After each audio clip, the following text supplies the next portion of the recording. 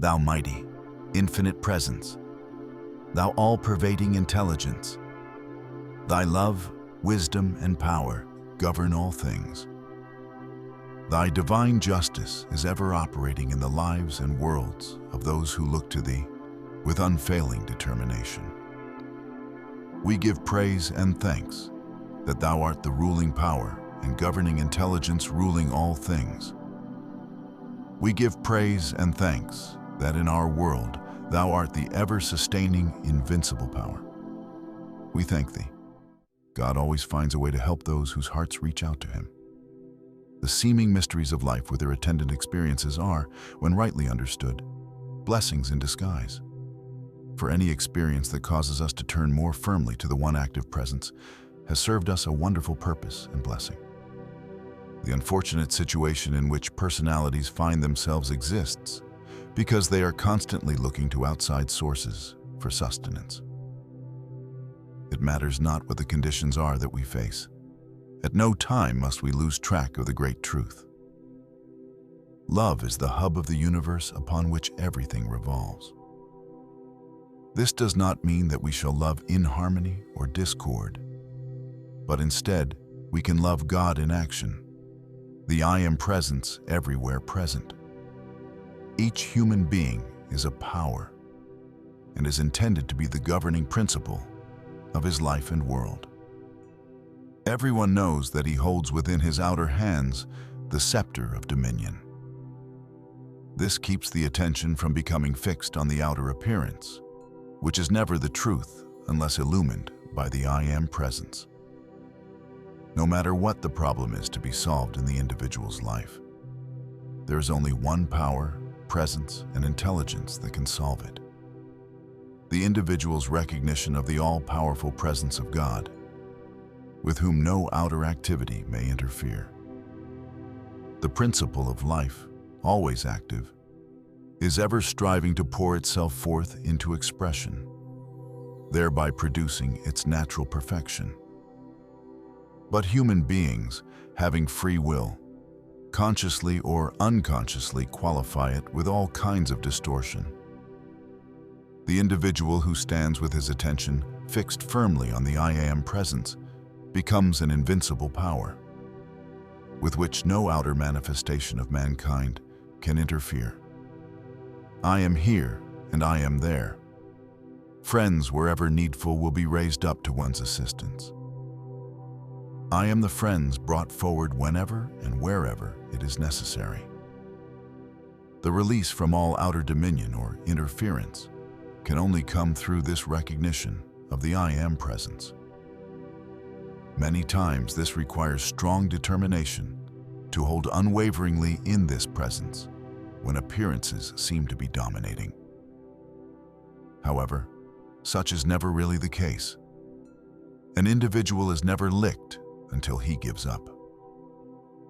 As long as an individual looks with full determination to God in himself as the governing intelligence, there is no human activity that can long interfere. The mighty outpouring of light flowing about each individual can be made as invincible as a wall of steel about one. In fact, more so. Ever down through the centuries have the majority of mankind given their attention to the outer appearances, thereby inviting all kinds of discord and distress. But today there are thousands who are coming to understand the God presence within themselves as absolutely invincible, to the extent that they are steadily being raised above the injustice, discord, and inharmony of the outer creation. Until mankind or individuals hold their attention on the I Am presence, God within, long enough and with sufficient determination, they will find themselves surrounded by the undesirable. But through this I Am presence, each one has the power to raise himself above the discord and disturbance of the outer creation. At first, it does take determination to hold fast when the seeming storm clouds hang low and the outer appearance seems overwhelming. But with a dynamic conscious attitude and the attention fixed upon the presence of God within, it is like the lightning flashing forth from within the storm clouds, penetrating and dissolving the storm that seems so threatening. As one advances, he finds himself becoming more and more invincible to this outer creation of mankind, which brings such great distress.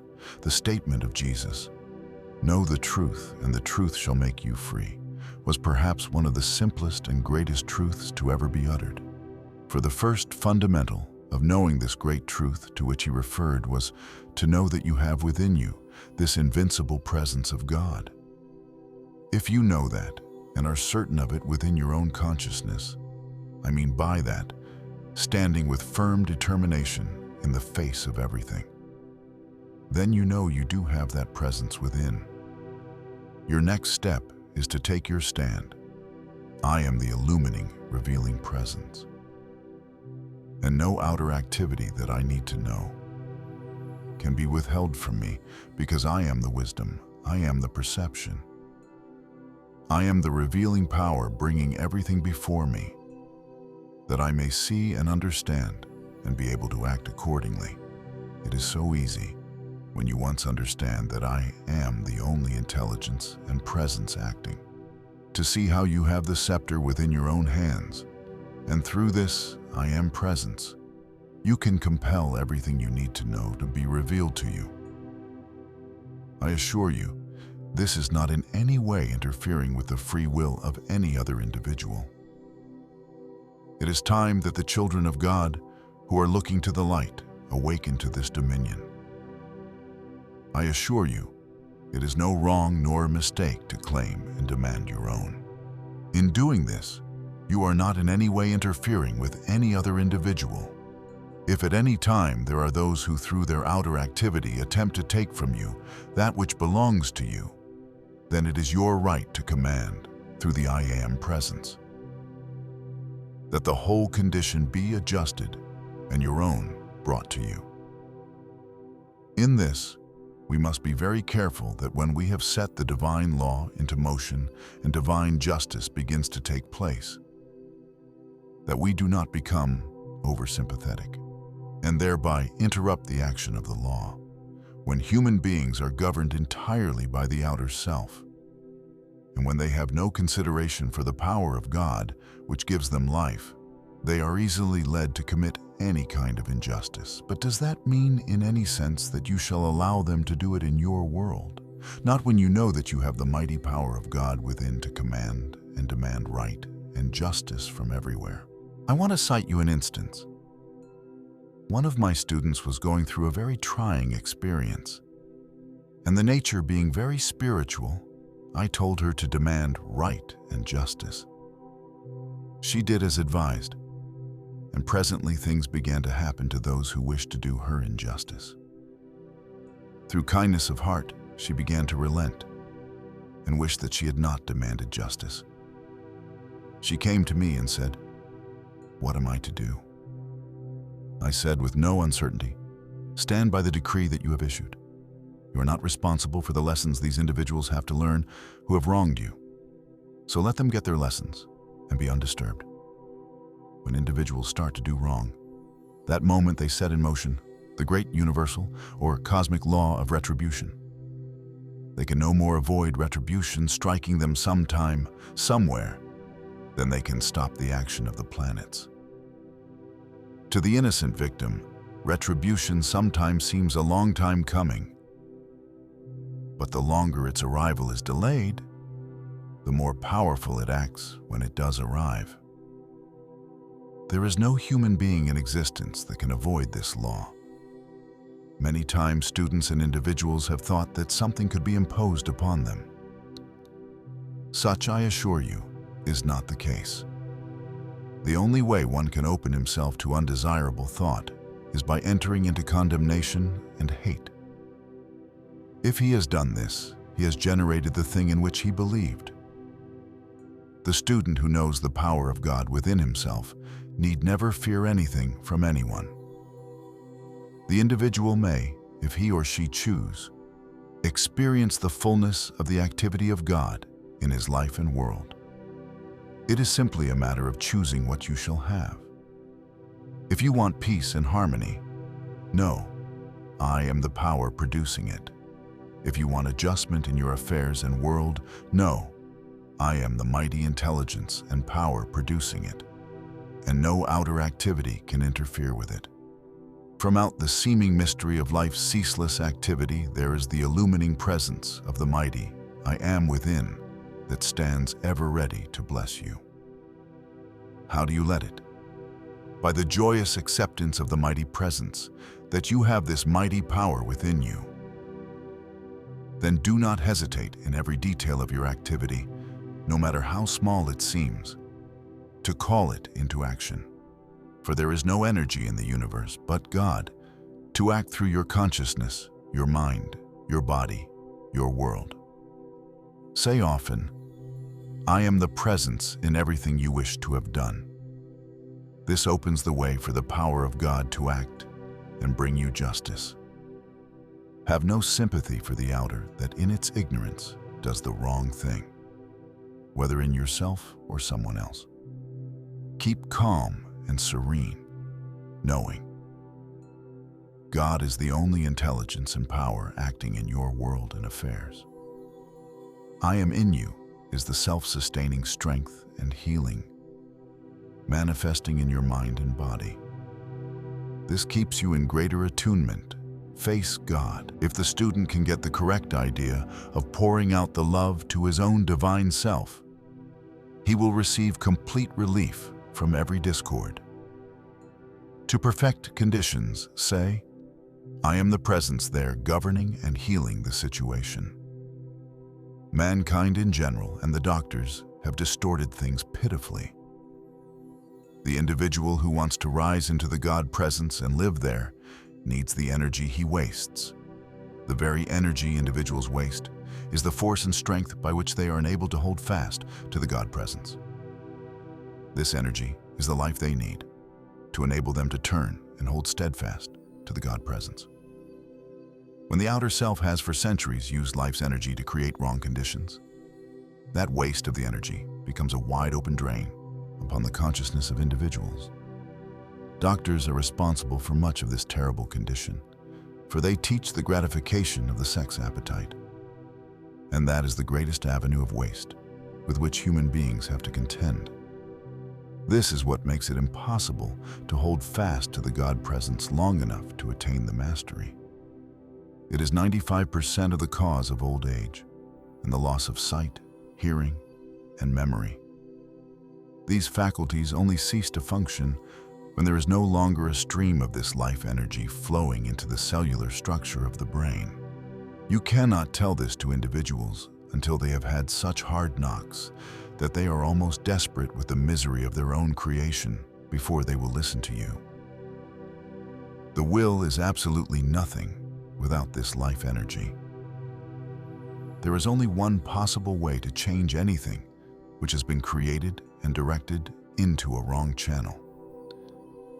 The attention is what holds it fast to the wrong use or expression of it.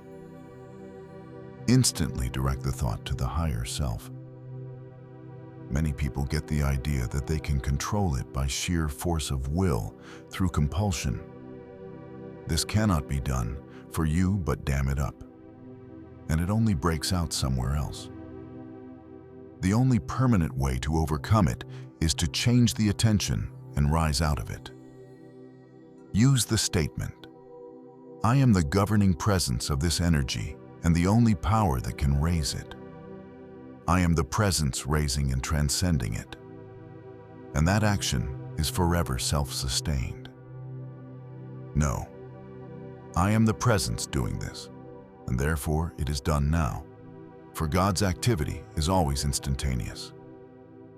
In any wrong condition, the first thing to do is to call on the law of forgiveness.